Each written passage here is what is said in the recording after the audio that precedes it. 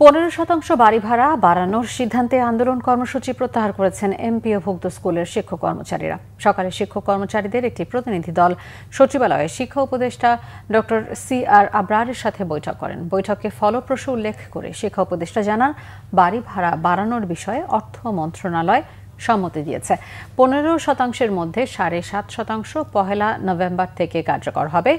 বাকি 7.5% নতুন অর্থ বছর থেকে দেয়া হবে বলে জানান শিক্ষা উপদেষ্টা।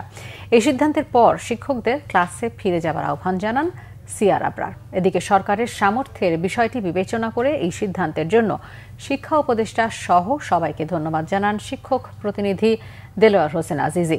আগামীকাল থেকে ক্লাসে ফিরে যাবার ঘোষণাও দেন এই শিক্ষক নেতা।